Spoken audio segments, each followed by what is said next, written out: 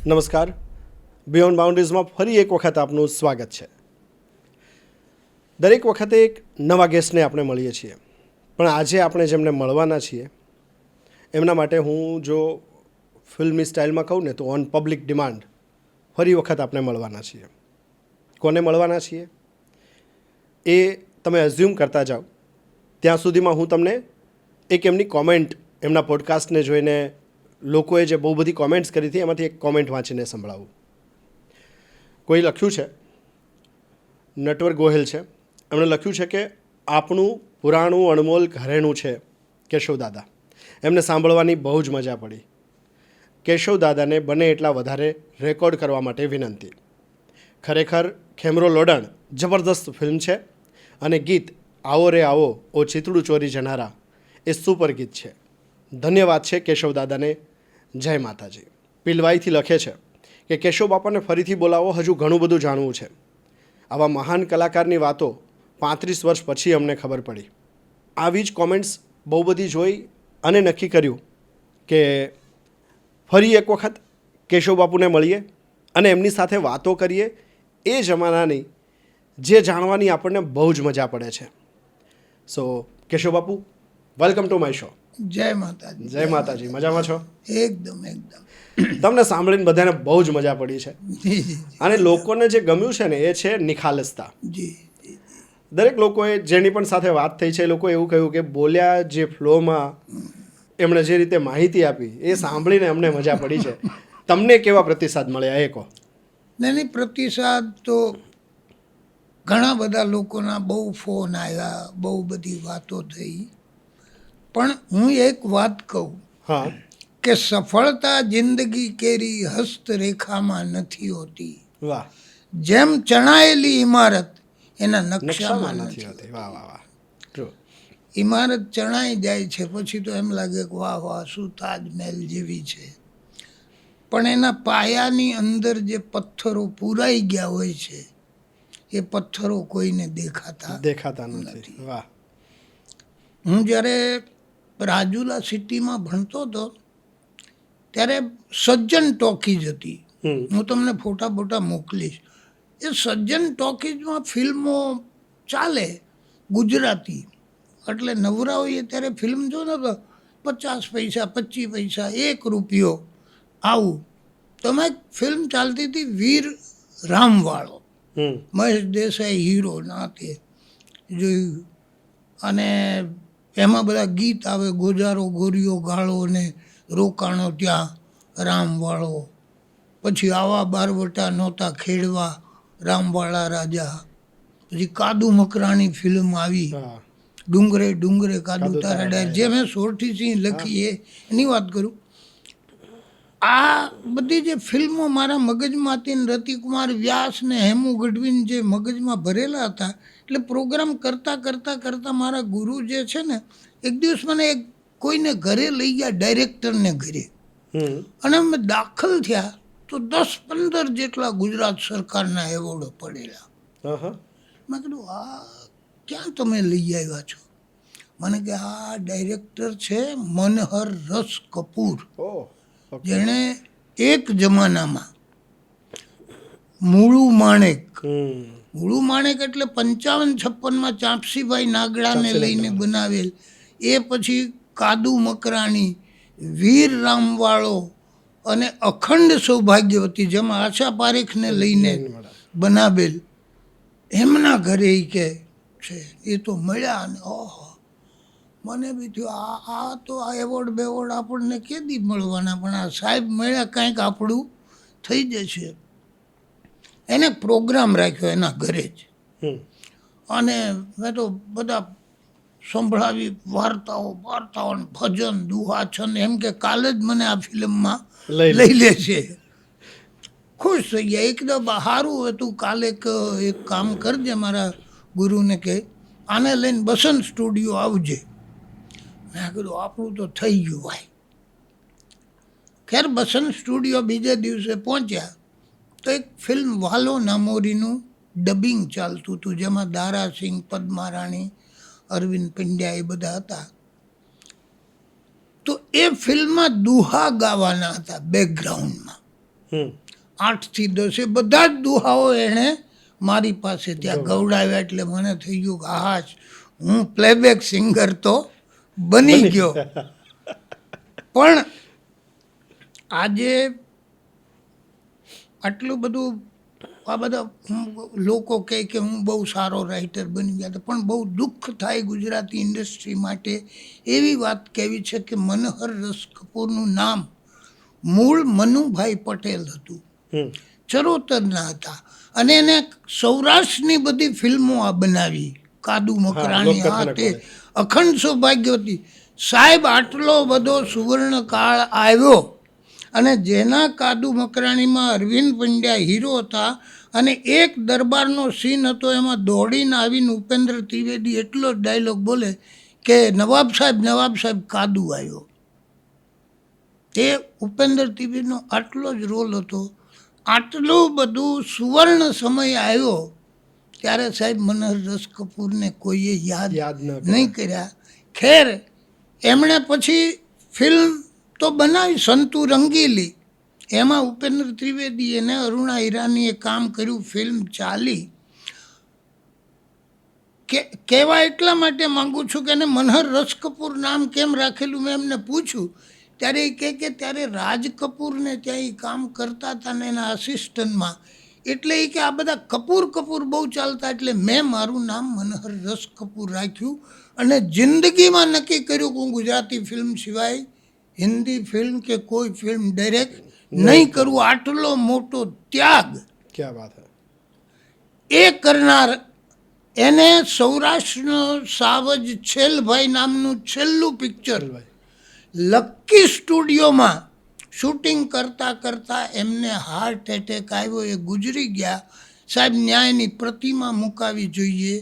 આજ કોઈ પણ સમારંભ કે કોઈ પણ તમે જગ્યાએ જુઓ ગુજરાતી ફિલ્મના એવોર્ડ થતા હશે કે જે તો આ પાયાના પથ્થર એ મનહર રસ કપૂરના આજે કોઈ યાદ નથી કરતું કે કોઈને યાદ નથી. આટલું મને દુઃખ એટલે થાય છે કે મેં એમને ઘરે જઈને પ્રોગ્રામ કરેલો છે અને આ જોયેલું. હવે આ બધું જે કાર્યક્રમો કરતા પછી જેમ કે શું કરવું, તો નાટકો લખો, દેશી નાટક સમાજ 100 વર્ષ જૂનો, એની અંદર જૂના જ બધા નાટકો હોય. શેરણી બીજાણન, રાજા ગોપીચંદ, રાજા ભરથરી, વીર માંગડાવાળો, મેં બી એક નાટક કર્યું, વીર માંગડાવાળો લખ્યું, ડાયરેક્શન કર્યું, ગીતો રેકોર્ડ કર્યા, અને હમણાં જે મિત્રેશ્વરમાં એને હીરો બનાવ્યો. એ જમાના તમારા નાટકમાં પહેલી વાર શો બહુ બધું હાઉસફુલ.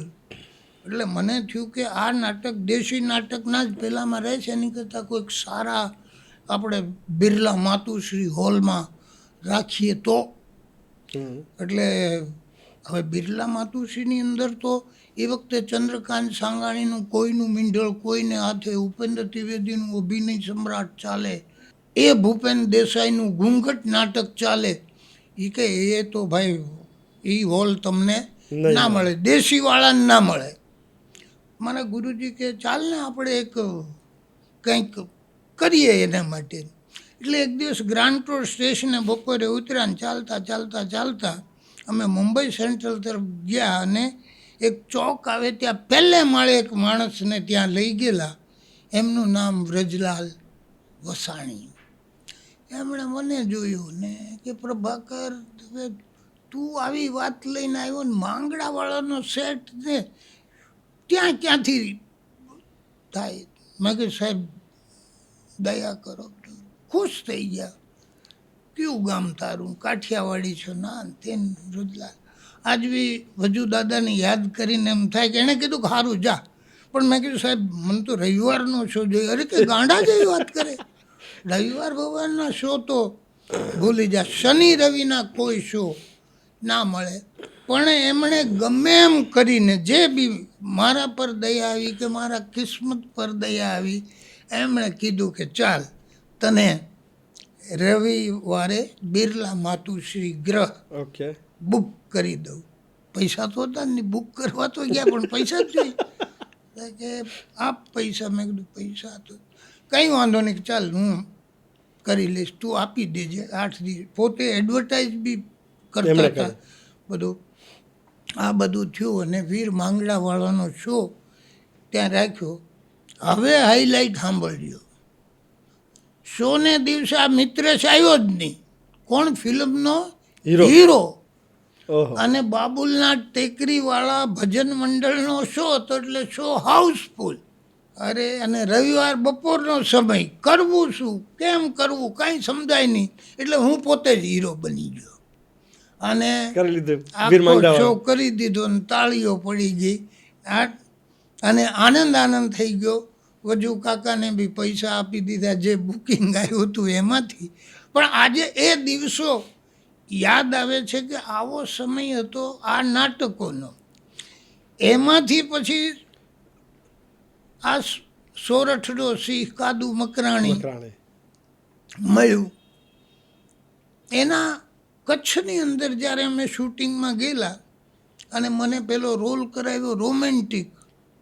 કોઈ છોકરી ખ્યાતિ બૂચને લઈ આવ્યા ને ગીત ગાતા ચલમાં હિટ છે ને આ છે. એટલે મેં કીધું રમણીકભાઈ મેં 2-3 રોલ તો કર્યા. મને કે તમારે ગાયન બી ગાવાનું છે ને આ તે અહીંયા મરવાનો સીન છે રણની અંદર. હા ઓકે, સીન કરી દીધો. ગોળીઓ મારા બધા ફોટો છે પણ નજર સામે દેખાય. આ ફિલ્મ પૂરતું એ દરમિયાન ત્રિવેદી સાઉન્ડ સર્વિસ, રજની ત્રિવેદી, જેને હું જીવનમાં ન ભૂલી શકું. ડાયરામાં કેટલા મળતા હતા?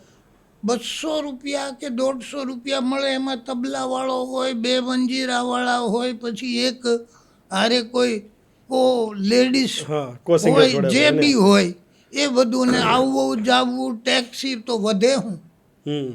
100 રૂપિયા બી વધે એ તો મહિનાનો ખર્ચો જ ખર્ચો થયો. હતો.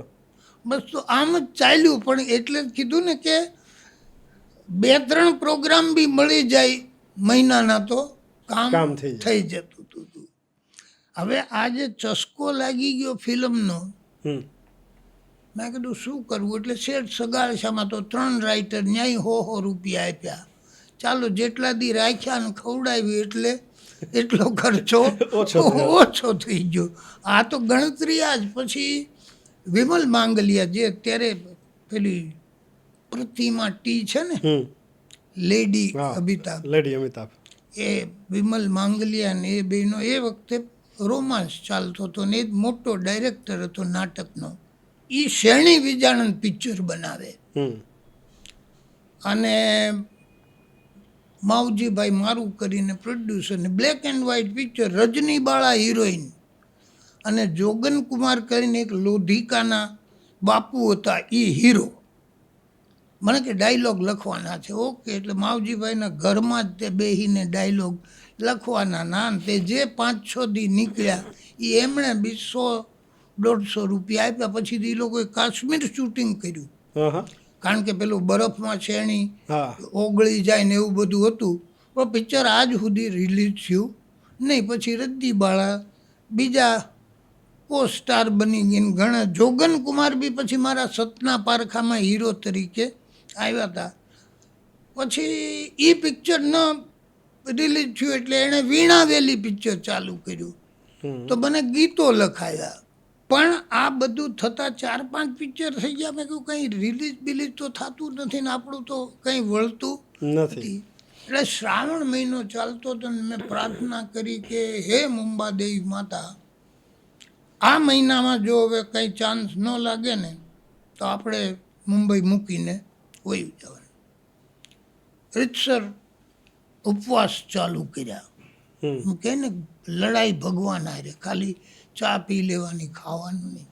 29મે દિવસે સાહેબ એક ચિઠ્ઠી મહાવીર ઇલેક્ટ્રિક ઉપર હું પડી સાંજે ગયો ત્યારે, અને એમાં લખ્યું હતું કે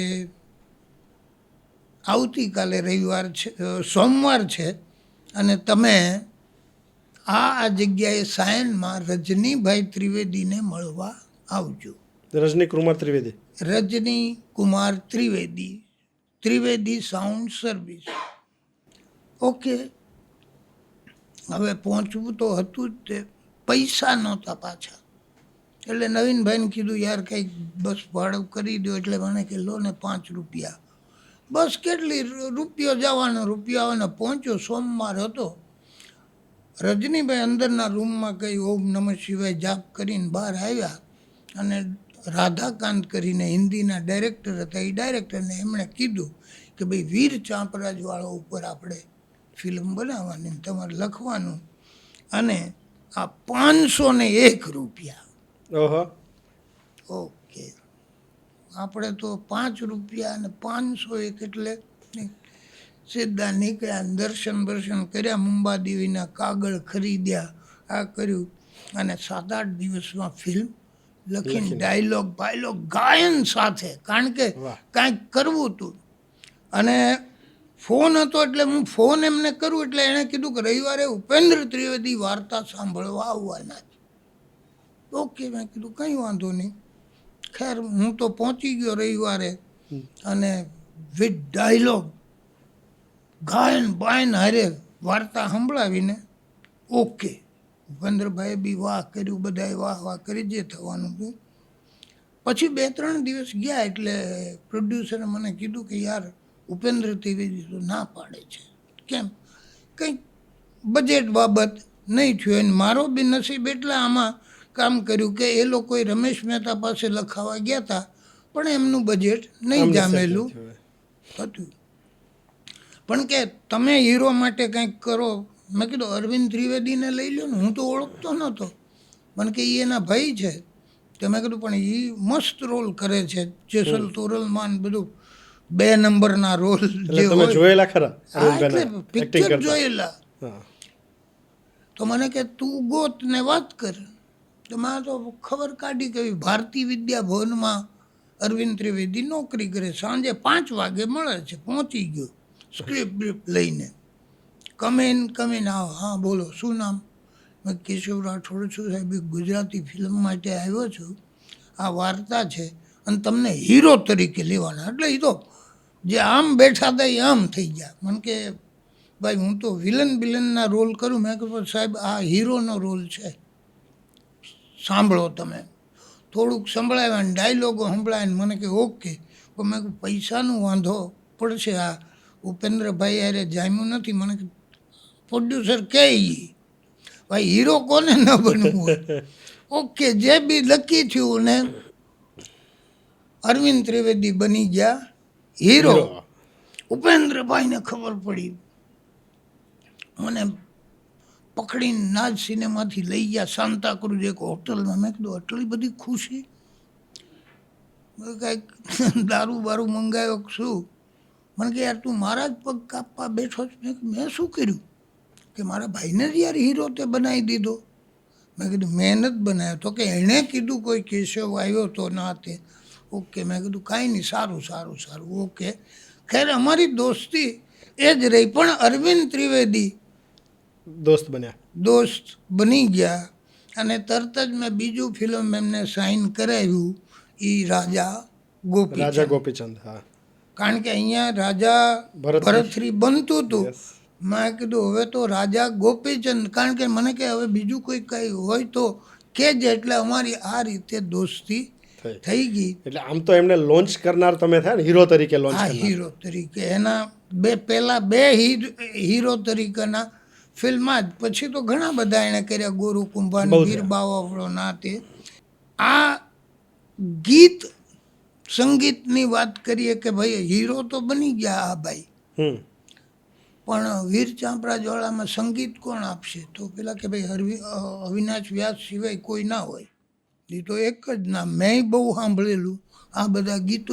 સંગીતનું મોટું નામ આજે પણ એટલું નામ આજે પણ. અને હું તો એમને બહુ, હવે તમને એનો અનુભવ કહું કે આજે જે હો પૂનમની પ્યારી પ્યારી રાત, કે આવો રે ચિતળું ચોરી જાનારા, કે આવા અસંખ્ય મારા ગીતો જે ચાલે છે. અને ગીતકાર તરીકે જે હું એસ્ટાબ્લિશ થયો, જેને કે ને અવિનાશ વ્યાસ, ગૌરાંગ વ્યાસ, દિલીપ ધોળકિયા, સુરેશ કુમાર, મહેશ નરેશ, લક્ષ્મીકાંત પ્યારેલાલ, પછી એટલા બધા સંગીતકારો જેની હારે મેં ગીતો લખ્યા અને હિટ થયો. હિટ ગીતકારના 2-3 ગુજરાત ગવર્મેન્ટના એવોર્ડ બી મળ્યા. એનો આભાર હોય તો અવિનાશ વ્યાસ છે. એટલે જેમણે વીર ચાપરાજ વાળાનું મ્યુઝિકમાં મ્યુઝિક માટે અમે ગયા. હા એમને અપ્રોચ તમે જ કર્યો કે પ્રોડ્યુસર લઈ ગયા? નહીં, પ્રોડ્યુસર લઈ ગયા. એટલે એમણે પ્રોડ્યુસરે કીધું કે આ છોકરો છે, અને એમણે વાર્તા બી લખીને ગીતોય લખ્યા છે. પણ એ બીજાના ગીત પર કરતા હતા સંગીત? સાંભળો તો ખરા. એટલે એ કે જો ભાઈ, પહેલી વાત તો એવી છે રજની કે હું કોઈના ગીત ઉપર સંગીત આપતો નથી, પણ છતાં એ કે સંભળાવ ભાઈ, તે શું લખ્યું છે. એટલે મેં ગીતો સંભળાવ્યા ગાઈને. અચ્છા. ગીતો સંભળાય એટલે તો ઊભા થઈને અંદર વહ્યા ગયા. મેં કીધું પતી ગયો આપણું. નારાજ થઈ ગયા? કાંઈ હશે હવે. ના જ પાડી, ના પહેલાં જ ના પાડી દીધી કે બીજાના ગીતમાં લેતો નથી, તો હવે તો કંઈ મતલબ નથી. પણ પછી પાછા આવ્યા, બેઠા, પછી મારી સામે જોઈને પેલાને કંઈક આ છોકરામાં પાણી છે. અચ્છા. એટલે પહેલી વાર અવિનાશ વ્યાસ બીજાના ગીતમાં સંગીત આપશે. વાહ. જા છોકરા એમ કે લખ, ખૂબ નામ કમા, આ તે, અને ગીતો મને આપતો જા. અને વીર ચાંપરાજવાળાથી અવિનાશભાઈ સાથે મારી આટલું બન્યું. ને પછી તો જ્યારે બી કંઈ કામ હોય તો મને બોલાવે. એવા પ્રસંગો બી બન્યા એમની સાથે કે મારું ફિલ્મ મૂળું માણેક, એની અંદર હું ગીત લખતો હતો. સંગીત ગૌરાંગનું હતું. મારા ફાધર ગુજરી ગયા, હું દેશમાં ગયો, અને પેલા લોકોને સંગીત તાત્કાલિક રેકોર્ડ કરવું હતું ગીત. તો અવિનાશભાઈ લખી દીધું, ગીત રેકોર્ડ થઈ ગયું, ઓકે થઈ ગયું. હું પાછો આવ્યો. પેલા પૂછ્યું, અવિનાશભાઈ તમને પૈસા? તો કે પૈસા બી ના લેવાય. એ ગૌરાંગ જેમ એ બી મારો દીકરો છે, અને નામ બી નહીં આપતા મારું. આજે બી એ ગીત મને યાદ છે કે મારું સરનામું છે સાંકડી શેરી, આગળ મકાન છે ને પાછળ છે દેરી. આ અવિનાશ વ્યાસનું ગીત જે એણે મારા નામે કરી દીધું. આ તો ઠીક, પણ જે ગીત બહુ જ આજ સુધી મુકેશજીનું છેલ્લું ગુજરાતી ગીત, આવો રે ચિતડું ચોરી જાનારા, ખમા મારા વીરા, પછી બીજું જ મારું ફિલ્મ ખેમરો લુડન, જેમાં ગીતકાર હું તો રેકોર્ડિંગમાં આવ્યા. લાઈન એવી હતી કે આવો રે ઓ દિલડું ચોરી જાનારા. એટલે મને કે અહીંયા આવો. પહોંચી ગયા હતા સિંગરો માઇક પર. મને કે એક કામ કર, દિલડું ચોરી જાનાર, આવો રે ઓ ચિતડું ચોરી જાનાર કર.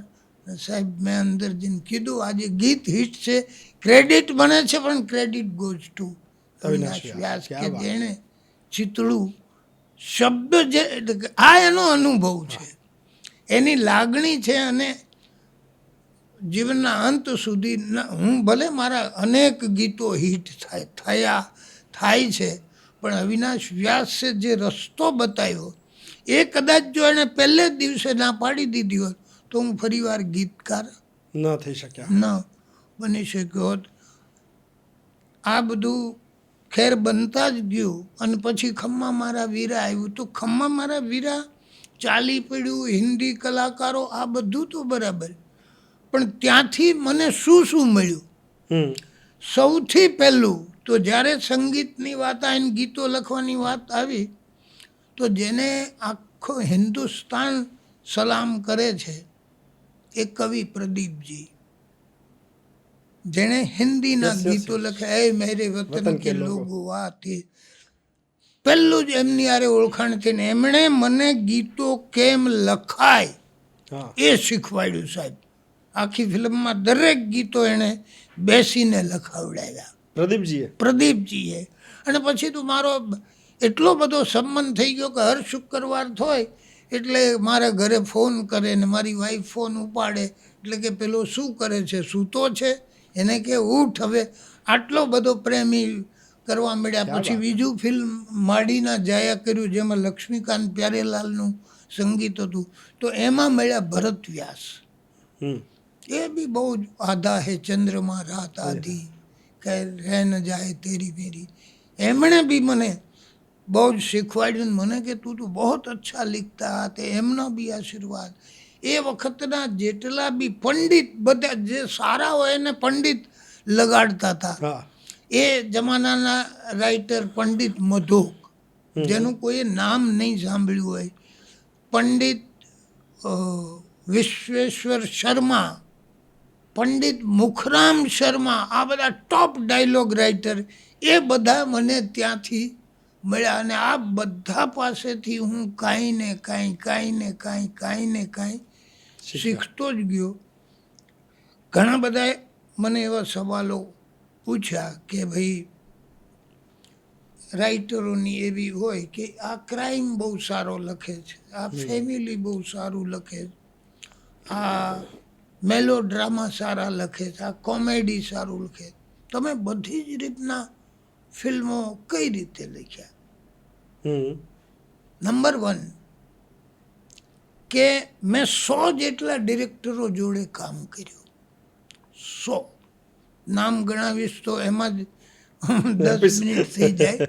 પણ દરેકની એક ખાસિયત હોય. જેમ કે રવિન્દ્ર દવે હારે તમે કામ કરો એટલે એને લોકકથાનો જ બધો આનંદ આવે. દિનેશ રાવલ હારે કામ કરો એટલે એને ભક્તિ રંગનો. શાંતિલાલ સોની હારે કામ કરો તો એને નાગ દેવતા જોઈએ.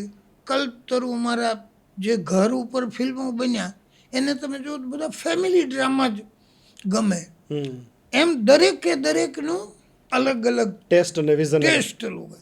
હવે મેં આ 100 લોકો જોડે કામ કર્યું એટલે 100 જાતના ટેસ્ટ મને જાણવા મળ્યા કે આમની પાસે જવું તો આમ જ હશે, આમને પણ એ બધું કામ લાગ્યું.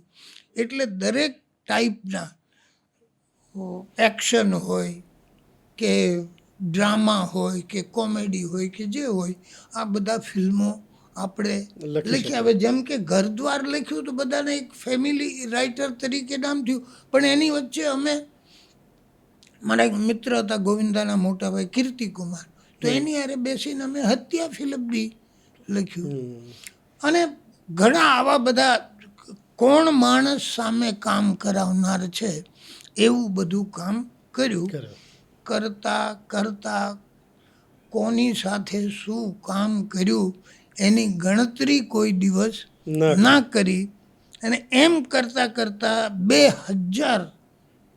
1900 પૂરું થયું ને 2001 આવી ગયું. અને 2001ની અંદર અમે એક પ્લાન બનાવ્યો કે અમારા મિત્ર છે લાઇટમેન હતા, અને ધૂળકી તારી માયા લાગી આવી આદિવાસી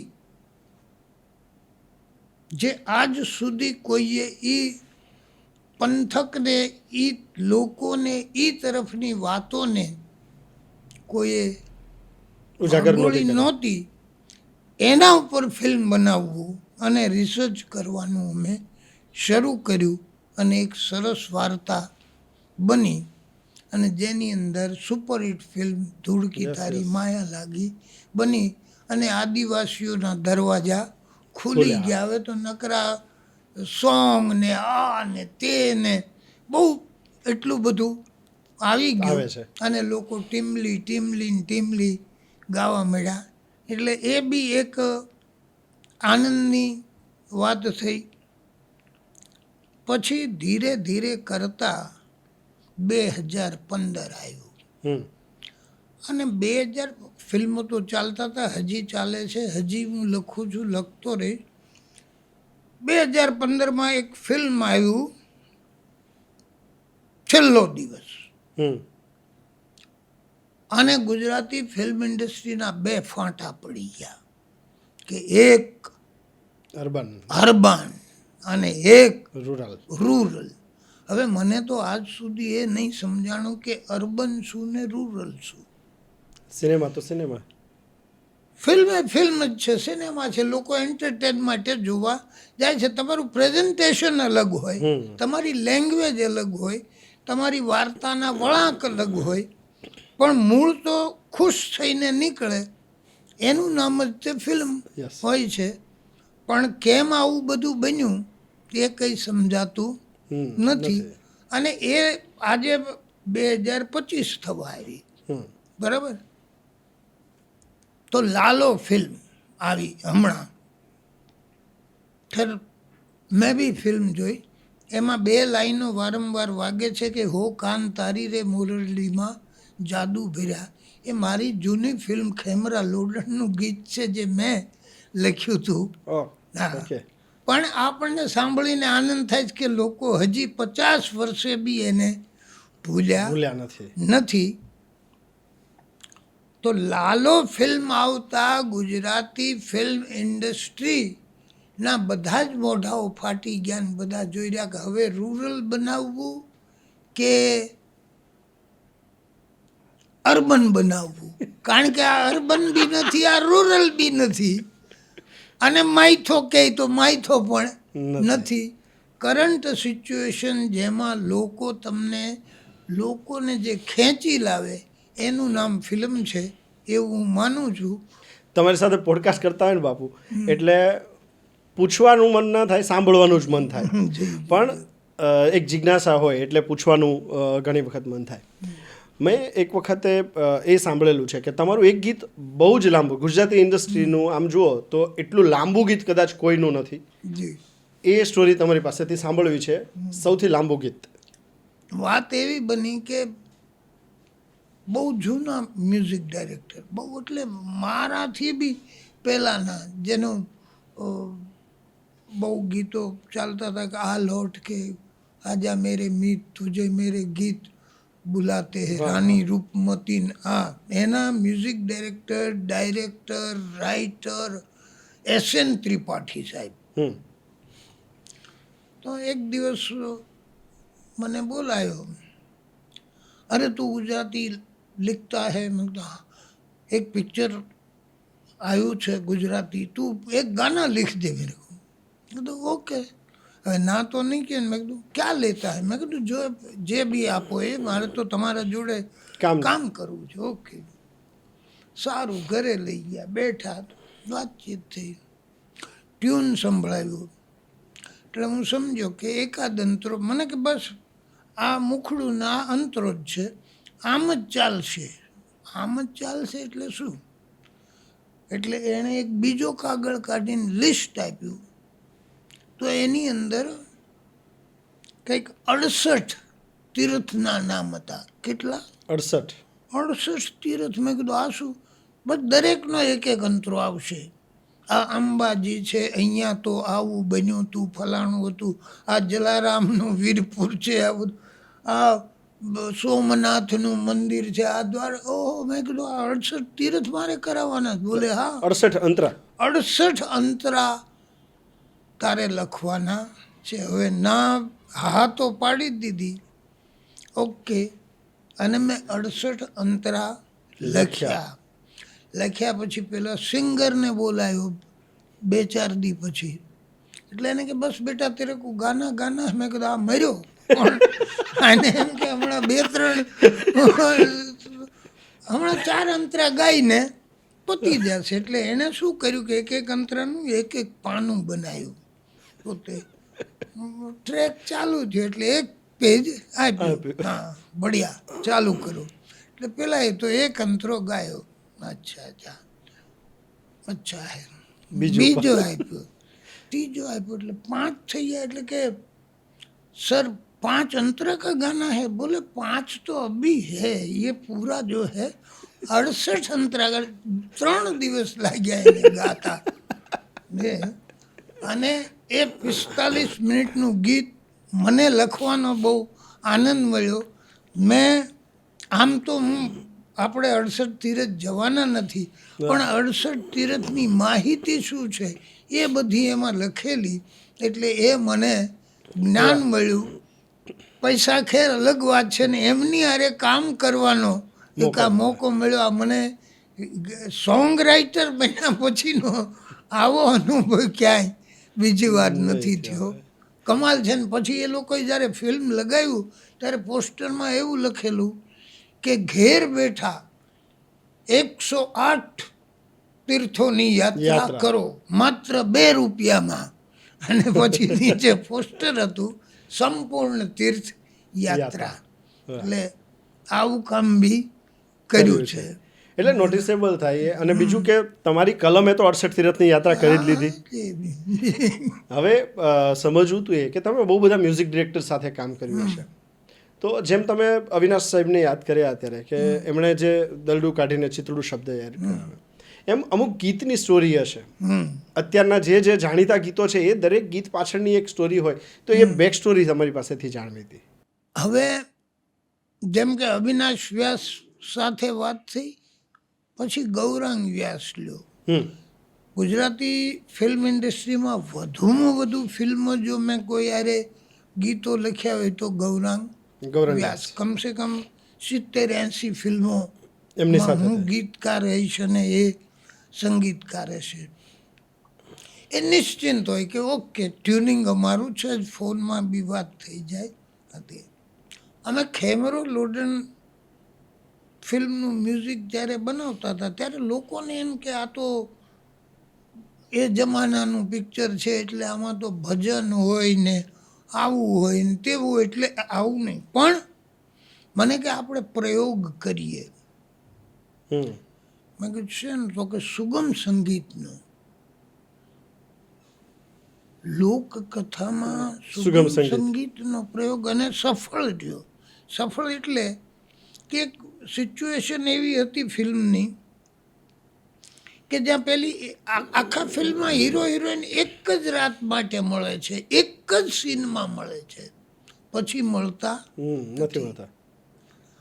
તો મને કે એ જે સીન થઈ ગયો, આ થઈ ગયું, પેલા ગાયન આવી ગયું. મેં કીધું મને કે તરત જ છૂટ આપણે ત્યાં બી ગાયન હોવું જોઈએ. મેં કીધું યાર ચલો ટ્રાય ઇટ. અને બોલે એ બી મુકેશજી ગાય. મેં કીધું સારી. અને તમે ફિલ્મમાં જોજો એ ગાયન અમે બનાવ્યું સુગમ સંગીતનું.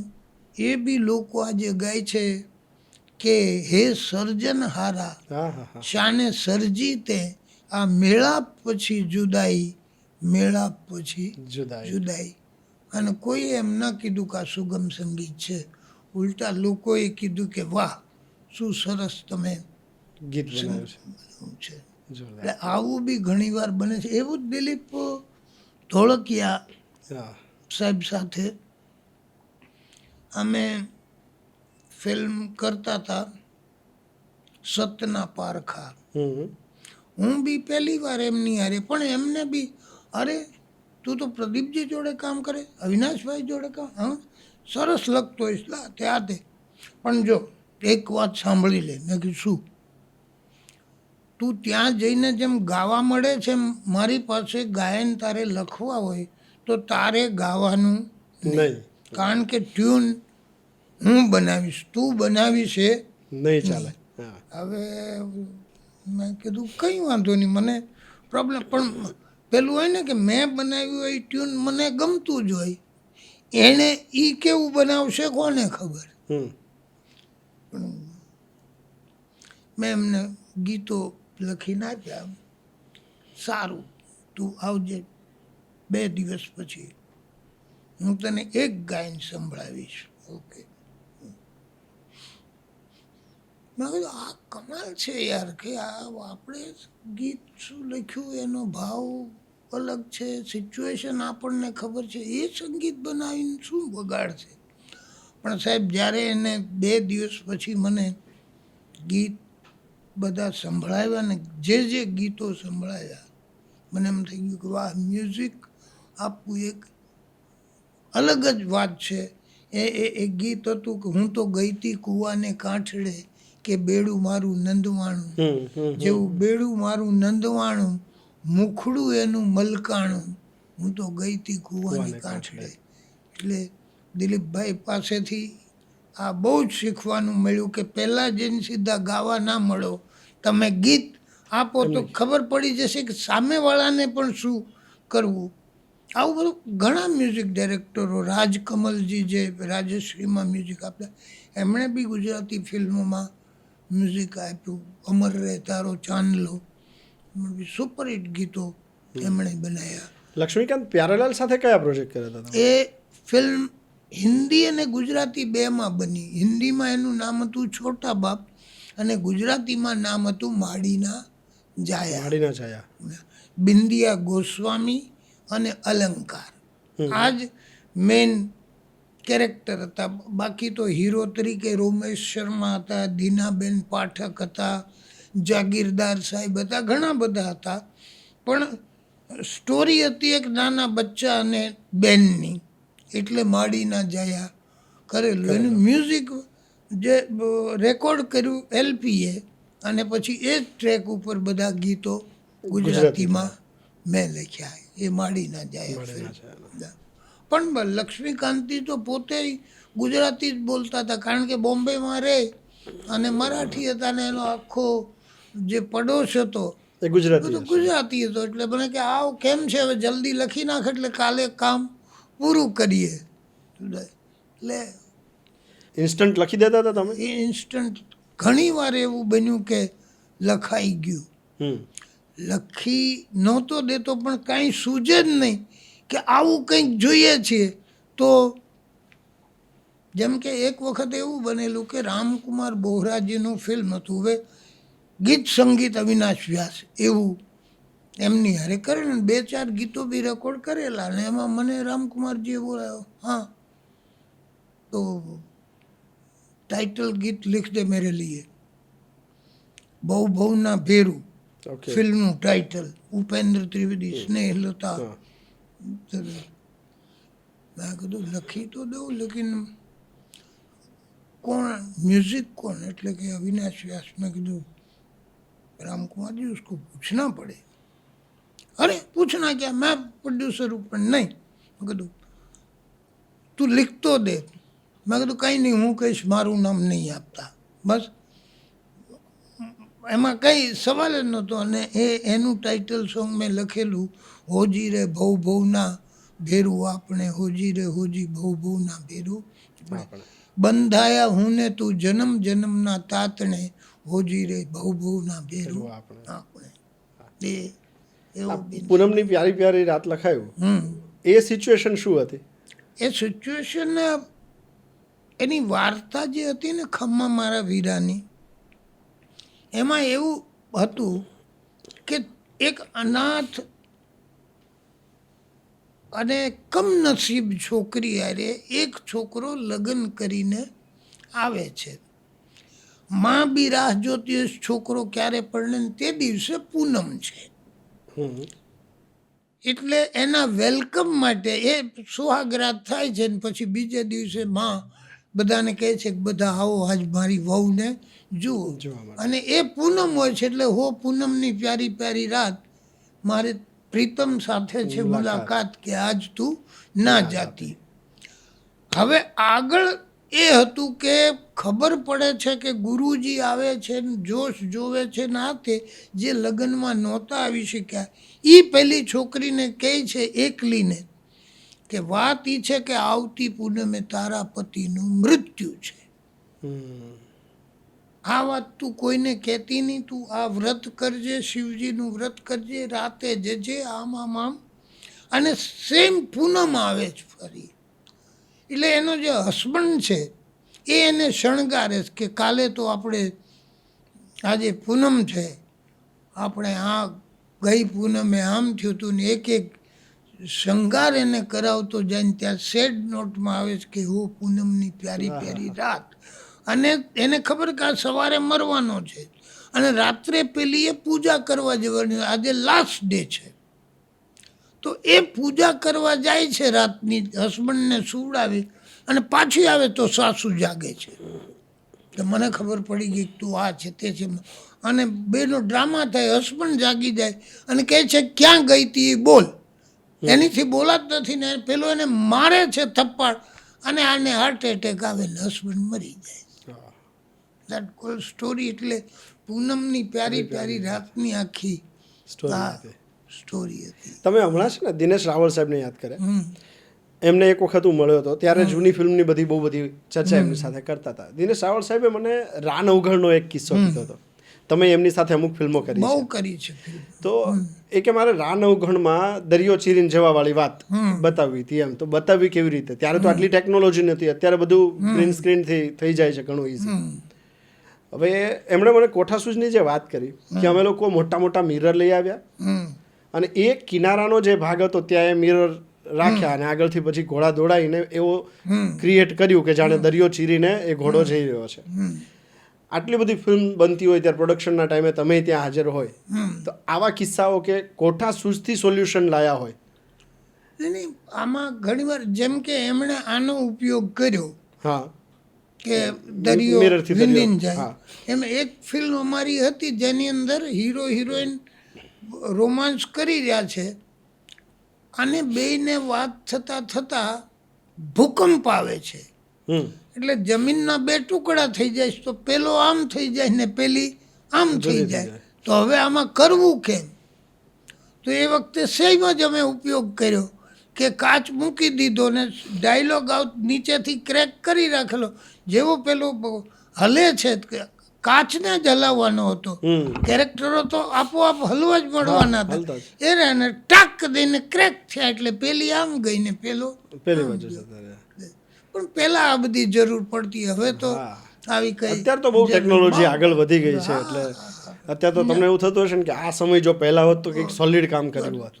હવે એવું નોટ પોસિબલ. હવે તો કોઈ બી માણસ કહે હું ડાયરેક્ટર છું, હવે એની હોઈ શકે એની પાસે 2 કે 5 ફિલ્મથી આગળ કોઈ થોટ હોતો ના હોય. નથી. મેં ઘણા ડાયરેક્ટરો જોયા, કેટલી ફિલ્મ કરી તો કે 2, ત્રીજી કાં તો મળતી ન હોય ને કાં તો આગળ થોટ ન હોય. ના હોય. અને થોટ હોય તો ત્રીજી મળવી અઘરી થતી હોય ને ઘણા કેસ. ઘણું બધું કારણ કે જૂના રિઝલ્ટ પણ ધ્યાનમાં લે. એ બી છે, કોમ્પિટિશન બી છે અને ટેકનોલોજી રોજ બદલી રહી છે.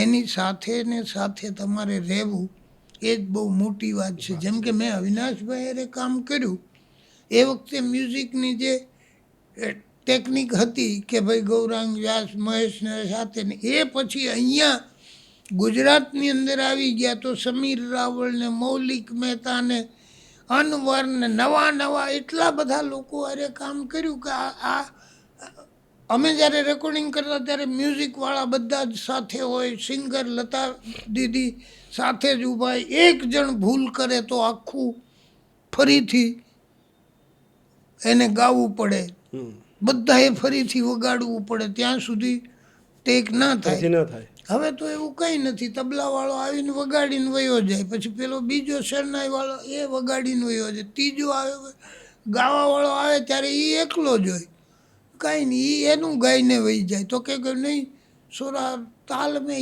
એ તો પેલો જ અહીંયા બેઠો એડજસ્ટ કરી લે છે. એટલે કોઈ તકલીફ જેવી વાત નથી રહી.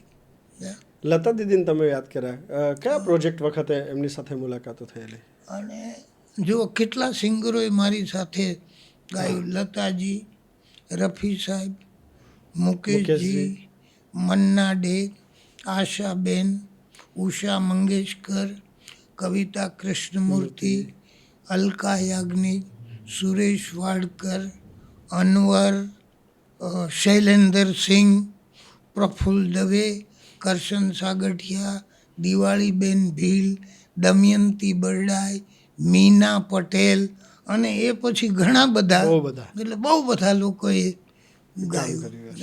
જે લોકો હવું કરે છે એવું કશું જ હતું નહીં. સરળ સ્વભાવ હતો. આમાં કિશોર મહેતા કરીને એક ગિટારિસ્ટ હતા, હજી બી છે બોમ્બેમાં. એમને ફિલ્મ મળેલું એઝ એ મ્યુઝિક ડાયરેક્ટર. તો એ બધામાં વગાડવા આવતા હતા તો એ જોવે કે આ સોંગ આ લખે, એણે મને બોલાવ્યો, મને કે આપણે ગીત લખવાના છે. ઓકે, ગીત લખે. કોણ ગાશે? મેં તો એણે કીધું લતા દીદી અને રફી સાહેબ. આડો છે. મેં કીધું તું ગિટાર વગાડીને લતાજી ગાવા આવવાના? હા, મને કે ચાલો આપણે. એ તો ગાડી સીધો મને એમને ઘરે લઈ ગયો. હવે નો ડાઉટ ઉષાજી બધા મને ઓળખતા હતા એટલે એમણે એમની લેંગ્વેજમાં કીધું કે બહુ બધા ગુજરાતી ગીતો લખ્યા છે કેશુભાઈ આનંદ. आने भी गायन बायन संभळायु और बस दीदी मुझे चांस मिल रहा है तो आपको गाना है आप डेट दीजिए कब करना है एने कीधुं परसों ठीक है मैं आ जाऊंगी कितने बजे आना है એટલે 10 વાગે ઓકે તો મેં કે કિશોરભાઈ યાર તમારું તો જોરદાર છે મને કે હા ચાલો આપણે રફી સાહેબ પાસે બી જઈ આવીએ એ તો ત્યાં લઈ ગયો ગાડીને રફી સાહેબ, અરે આવો આવો કિશોર આ તે એટલે કેવું માણસની સરળતા કેટલું કામ કરે એમને ગાયન સંભળાવી દીધું ટેપ કરીને આપી દીધું કબ આના હે એ જ 10 વાગે ઓકે હવે મને તો ઉત્સુકતા ગીતકાર તરીકેની નહોતી હું નવો નવો હતો ને આ બધું થતું તો એમાં મેં કીધું રફી સાહેબ ને લતાજી તો ટાઈમે આવતા નથી આ ભાઈ હવે સારું જોઈએ પણ માણસની ઈમાનદારીને કામ કરે છે હું તો 9:30 પહોંચી ગયો સ્ટુડિયો મ્યુઝિકવાળા બી બધા આવી ગયેલા બધા પેલાની વાહ કરે અરે વાહ કિશોર તું તો મ્યુઝિક ડાયરેક્ટર બન ગયા હા તે આવું બધું કેમ નવું હોય એટલે ઓકે હું બી 10 વાગ્યા સાહેબ દીદી આવી ગયા ગીત તો આપેલું જ હતું હા ઓર કોણ મેરે સાથ હે એટલે કે રફી સાહેબ આ રહે અચ્છા સાહેબ રફી સાહેબ બી 10 વાગે બે ફટ દઈને એક રિહર્સલ અને ટેક કરીને વયા ગયા રિહર્સલ ડાયરેક્ટ ટેક કરે નહીં રિહર્સલ એક કર્યું પેલું મ્યુઝિક કરે સાથે સમજવા માટે રાઈટ મ્યુઝિક અને તરત જ કીધું ટેક ટેક કરે. અને પરફેક્ટ ગાઈ લીધું વાહ વાહ. બહાર નીકળ્યા હું તો જોતો તો મારું ગાયન આ લોકોએ ગાયું એ તો પછી પણ મેં કીધું આ કિશોરભાઈ કમાલ છે એણે બેયના કવર તૈયાર રાખેલા સાંભળજો કેટલા 5-5 હજારના લોકો કહે ને કે બહુ પૈસા લેના એટલે એણે રફી સાહેબને આપીને એટલે રફી સાહેબે કીધું ઇધર આ કિશોર જરા નેક્સ્ટ गाना होगा ने इससे डबल पेमेंट लेना એમ કરીને એને પાછું આપ્યું છે દીદીએ બી કીધું કિશોરભાઈ ઇધર આવો तुमने गवाया ने अभी नेक्स्ट बुलाना क्या बात है ને और ये मेरी तरफ से એ ઘરેથી કંઈક ગિફ્ટ લઈને આવેલા અરે વાહ. એ એને આપી ત્યારે આપણને થાય કે આ બધી જે વાતો હ્યુમર જે ફેલાય છે એ ખોટી છે એ ગીત કયું હતું બાપુ એ વારસદાર એ ફિલ્મનું નામ હતું ફિલ્મ પછી અડધી બનીને બંધ થઈ ગઈ કિશોરભાઈના ને મારા નસીબ પણ મારી પાસે એની ઓડિયો હજી બી પડી છે એ હું તમને આપીશ ક્યાં વાત છે કારણ કે તો લોકોને એકદમ હા. નહીં સાંભળેલું ગીત એમના માટે આવવાનું યસ આપીશ છે જોરદાર બહુ બધા આપણને એમ થાય કે આ લોકો આટલા સરળ હોય છે બાપુ બહુ બધા સિંગર્સના તમે નામ લીધા કે આટલા બધા સિંગર્સે ગાયું છે તમે ક્યાંક ગયા હોય અને ત્યારે ત્યાં ગીતો જે વાગતા હોય તો તમારા લખેલા ઘણા ગીત તમને સાંભળવા મળતા હશે ઘણા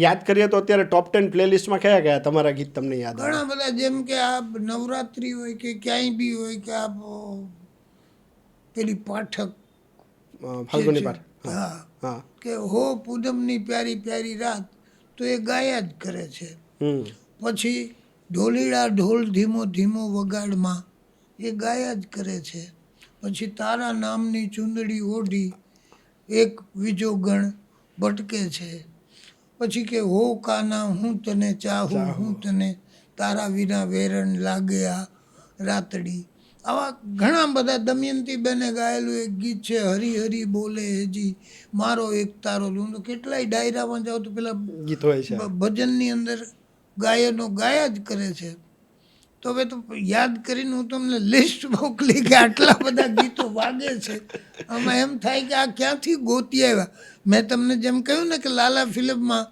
કાન તારી રે મોરલડીમાં જાદુ ભર્યા તો લોકો એને લોકગીત સમજતા હશે પણ એ લોકગીત નથી અમારું બનાવેલું તમને તમને લાલન ટીમે યાદ એમને ખબર નહીં હોય કે તમારું ગીત છે નહીં એમાં મને એટલે કે મેં રિસન્ટલી જોયું એટલે મેં કીધું આ યાર ઓકે થેન્ક ઘણી વાર હોય છે પણ એ સાંભળીને આનંદ થાય છે કે ઓહો હજી આપણે શબ્દ રૂપે જીવી રહ્યા છીએ વાહ. સમજ્યા? બીજું તો શું હોય હવે?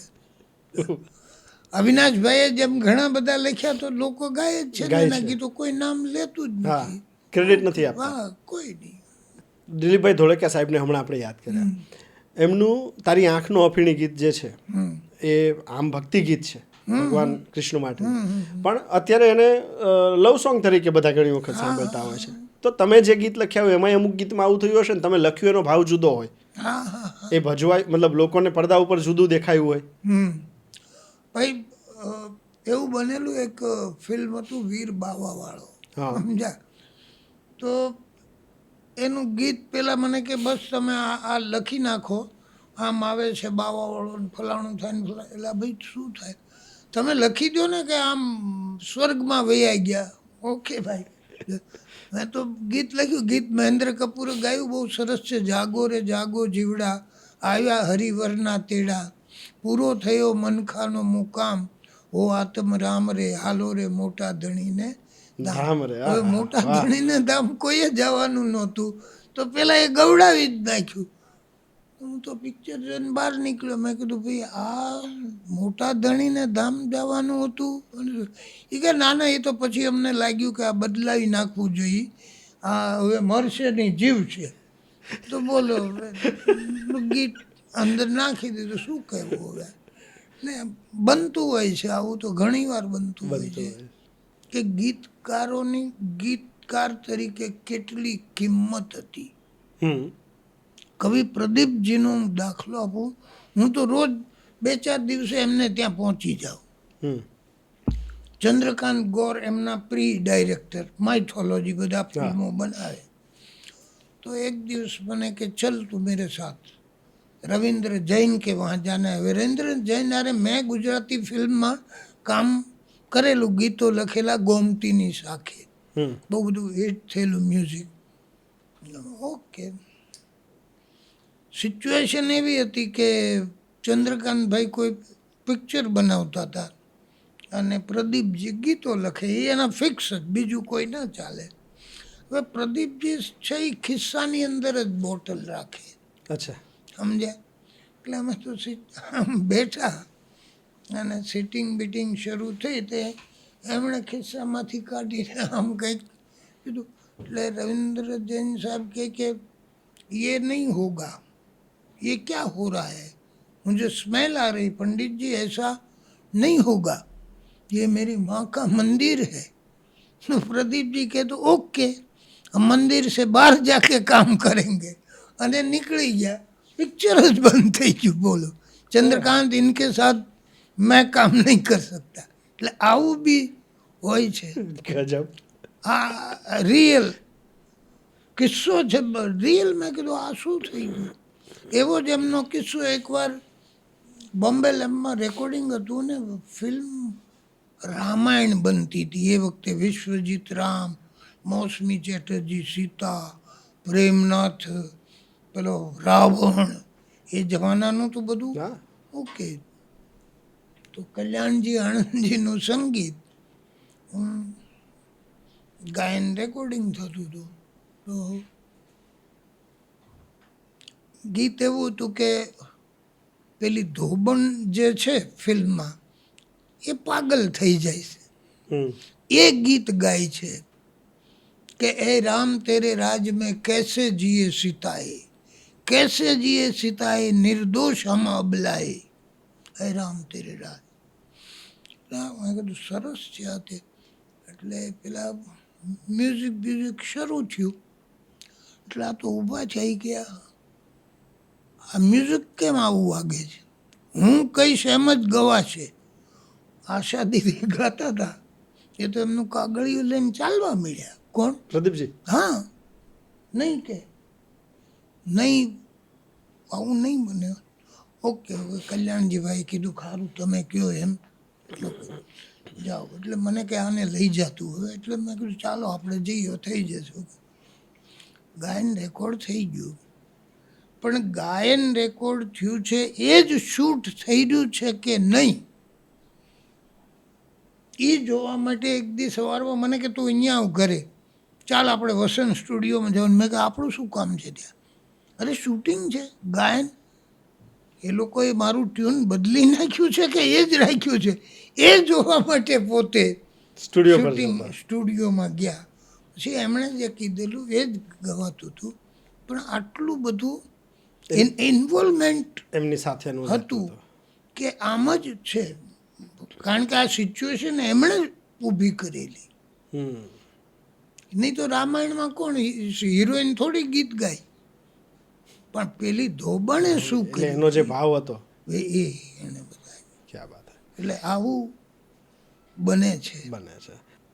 અત્યારે તો બહુ ભાવ મતલબ આર્ટિસ્ટની ફીસ હોય છે. હા હા, ત્યારે આર્ટિસ્ટની ફી કેટલી રહેતી? અભિનેતા એટલે શરૂમાં સમજો ને આ જેસલ તોરલ કર્યું ત્યારે ઉપેન્દ્રભાઈને 25,000 રૂપિયા આપ્યા હતા ને 5,000 રૂપિયા અરવિંદ ત્રિવેદીને બધા. તો ફિલ્મનું બજેટ કેટલું હશે? 5 લાખ 6 લાખ 5 લાખ 6 લાખ, બીજું શું હોય? લોકો ફિલ્મો ક્યાં બનતી હતી? લોકો તો રાહ જોતા હતા કે પિક્ચર બને. 30 દિવસ શૂટિંગ અહીંયા થતું હતું લક્ષ્મી સ્ટુડિયોમાં, બરાબર? તો ખર્ચો શું હતો? ખાલી નેગેટિવ જે લાવે એનો જ ખર્ચો, બાકી તો કોઈનો પર ડે 100 રૂપિયા ને 200 રૂપિયા ને 150 રૂપિયા. આની છે 2000ની અંદર જ્યારે મેં જોયેલું એક દિવસ, તો 2000માં સ્પોટ બોય 100 રૂપિયામાં કામ કરતો હતો અહીંયા. ફિલ્મ સિટી આજે 800 રૂપિયા સ્પોટ બોય માંગે. તો જે બી આ બધું વધ્યું છે એ 2001 પછીથી બધી વસ્તુ વધી છે. છે.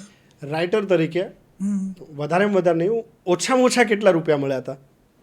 બસ ઓછામાં ઓછા 101. 101 રૂપિયા. સબસિડીવાળી પેનલમાં તમે છો. અત્યારનો સમય જે રીતે ટર્ન થયો છે ને, એટલે આ સવાલ મારે પૂછવો છે. ત્યાં ખરેખર આખી ફિલ્મ જોવાય? આખી ફિલ્મ જોવે છે. પ્લે એન્ડ પોઝ ને ફાસ્ટ ફોરવર્ડ એવું નથી હોતું? નહીં નહીં નહીં નહીં નહીં નહીં, ખોટી વાત છે. હવે જેટલી ફિલ્મ આવે છે, કારણ કે હું દાવા સાથે કહી શકું કે ગુજરાતમાં સૌથી વધારે ફિલ્મ મેં જોઈ હશે સંશોધનના કામ માટે. બરાબર. એક દિવસમાં 4-5 ફિલ્મ જોવાની થાય તો, કારણ કે મેં જે જોઈ છે ને મને ખબર છે કે અમુક ફિલ્મ સહન કરવી પડી છે. 4 તો જોવી જ પડે છે. તો એ 4માંથી 1-2 તો તમારે સહન કરવી પડે એવી ના હોય? હોય બી, પણ કારણ કે તમે જે ખુરશી પર બેઠા છો, જે જવાબદારી નિભાવવા બેઠા છો, સારું કે ખોટું, સાચું કે નહીં, એ તમારે નક્કી કરવાનું, જજ કરવાનું. એટલે તમારે એટલું ધ્યાન તો આપવું જોઈએ. માણસ હું જે માનું છું, તમારે 2-3 છોકરા હોય, એક ગાંડો હોય, એક લૂલો હોય, એક સારો, એક બુદ્ધિશાળી હોય, તો તમે પ્રેમ તો કંઈ એવું થોડુંક આને ના કરો ને આને ના કરો, એ તો બધા એના માટે સરખા જ છે. પણ કેટેગરી પછી નક્કી થાય કે ભાઈ કોનામાં કેટલી ઓછી બુદ્ધિ છે કે કોનામાં પેલું છે. પણ હું એવું માનું છું, અને હું એટલે એ રીતે જોઉં છું કે મારું ગુજરાતી ફિલ્મ છે, ગમે એવું છે, એણે જે બી રીતે બનાવ્યું હશે, પણ ગુજરાતી ફિલ્મ છે અને એ મારું ગુજરાતી ફિલ્મ છે, જેમાં મેં 60 વર્ષ કાઢ્યા છે. તો કઈ તરફ આપણે જઈ રહ્યા છીએ એ જોવા માટે બી હું તો આખી ફિલ્મ છું. રોજની 4 થી 5 4 પાક્કી જ હોય છે, 5 નથી હોતી, 4 ફિલ્મ હોય છે. સામે તમે ઓસ્કરની પણ ના, ઓસ્કરમાં જઈ પેનલમાં જઈ આવ્યા છો. ત્યાંનો અનુભવ કેવો હતો? ત્યાંનો અનુભવ તો સેમ જ છે. ખાલી ફેરફાર એટલો હતો કે તમારે ત્યાં 4 ફિલ્મ નહોતી જોવાની, સમજ્યા? એટલું જ. બાકી તમારે અલગ અલગ બેસવાનું, ફિલ્મ જોવાની, ફિલ્મ જોયા પછી ત્યાં તમને પેપર આપવામાં આવે, અને ત્યાં તમારે એ બધું રિમાર્ક ભરી એન્વેલપમાં બંધ કરી અને ત્યાં જ આપવાનું, પછી જ બહાર નીકળવાનું. અહીંયા એટલું છે કે ફિલ્મ જોયા પછી તમે બહાર નીકળો ને તમને ફોર્મ આપે, એટલે હામાં વાતો કરતા બી ભરતા હોય. આવું બની શકે કે કોઈ પૂછે તને કેમ લાગ્યું, તને કેમ, પણ આટલો ફરક છે કે ત્યાં અંદર જ તમારે ફેસલો આપ્યા પછી બહાર નીકળી શકો. અને અહીંયા બહાર નીકળીને ફેસલો આપવાનો છે. બસ. 6 દાયકા જેટલો સમય તમે હા. પસાર કર્યો છે. યા. હવે તો 100 કરોડની ક્લબમાં ગુજરાતી ફિલ્મ ઇન્ડસ્ટ્રી પહોંચી યા, ચૂકી છે. યા. શું બદલાવ દેખાઈ રહ્યો છે નજરની સામે? જો મેં પહેલાં બી કહ્યું એમ તમને શું કહું કે ફિલ્મ એટલે એક મનોરંજન છે. લોકો મનોરંજન માટે જ જોવા જાય છે.